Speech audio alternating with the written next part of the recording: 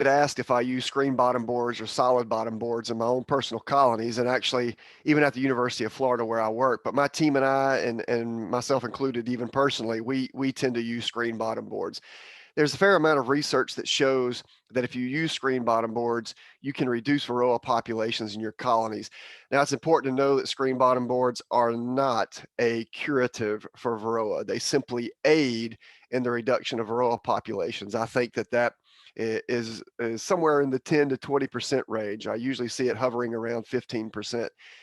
So the next question that I always get with related to solid versus screen bottom boards is, well, do you use screen bottom boards throughout the year? And I'll remind you that I'm in Florida, and in Florida, we don't have particularly cold winters, so I just use screen bottom boards throughout the year. And in fact, I think in most of the southern half of the states in the U.S., beekeepers could get away with using screen bottom boards even throughout winter and not having to close them. If I lived in a northern climate, I would probably close the screen bottom boards in winter just to make sure there are no cool drafts that get into the hive while the bees are clustering.